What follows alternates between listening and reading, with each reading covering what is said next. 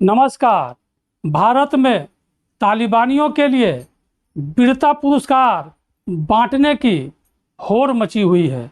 कोई उन्हें सलाम भेज रहा है तो कोई उन्हें कभी ना हारने वाला योद्धा की उपाधि दे रहा है। उधर तालिबानियों के अफगान पर कब्जे से 56 इस्लामी देशों का दोहरा चरित्र भी उजागर हो गया। तालिबानियों द्वारा सताए जाने के डर से जो अफगानी अफगानिस्तान से भागना चाहते हैं, उनको इस्लामी देशों ने शरण देने से भी इनकार कर दिया। खासकर वो देश जो सीएए का विरोध कर रहे थे, पर उनका कॉन्फिडेंस देखिए।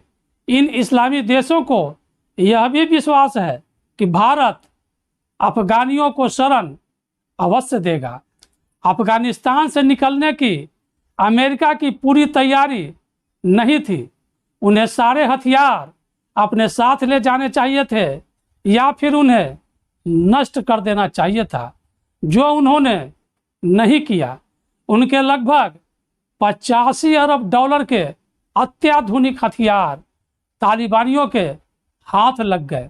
और तालिबानियों का एक डिसीजन कि कोई भी अफगानी अफगानिस्तान नहीं छोड़ेगा, ये भारत के लिए अच्छी खबर है, वरना शरणार्थियों की बाढ़ लग जाती भारत में।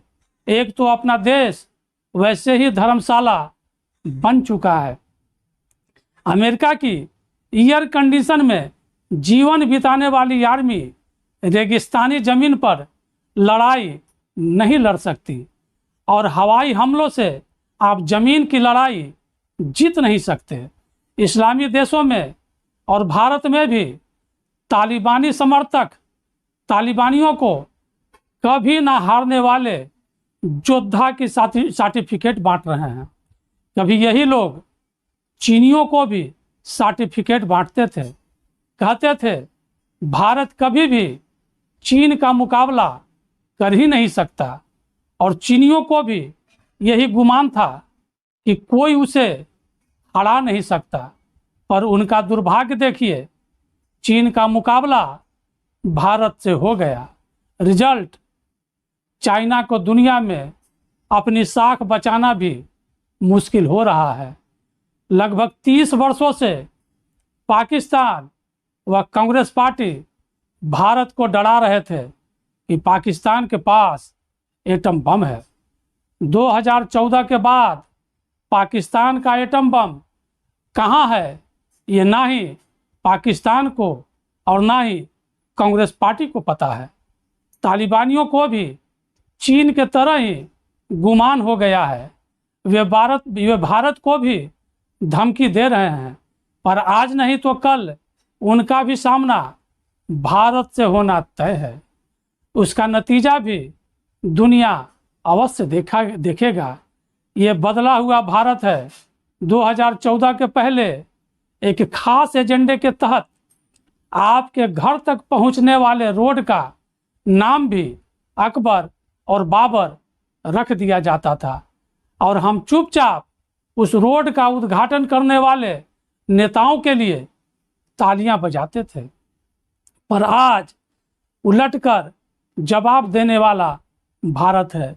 याद रखिएगा, रसिया 1990 के दशक में अफगानिस्तान से अपनी कमजोरी की वजह से नहीं निकला था, बल्कि रसिया सोवियत महासंघ से रूस बनता जा रहा था। ये उनकी देश की अपनी मजबूरी थी। अमेरिका भी अफगान से इसलिए नहीं निकला कि वह तालिबानियों से कमज़ोर पड़ रहा था। यदि वह कमज़ोर पड़ता तो 20 वर्षों तक अफगानिस्तान में टिका रहना उसे मुश्किल हो जाता, बल्कि अफगानिस्तान में उसका टास्क पूरा हो चुका था। उसे अलकायदा को नष्ट करना था और ओसामा बिन लादेन को ढेर करना था। हाँ, ये बात अलग है कि उसे एक ठोस प्लानिंग के साथ वहाँ से निकलना चाहिए था।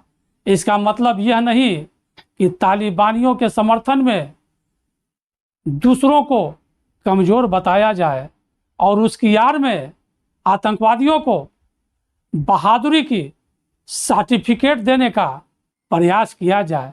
इस कृत्य को आतंकवादियों का समर्थन करना ही माना जाएगा।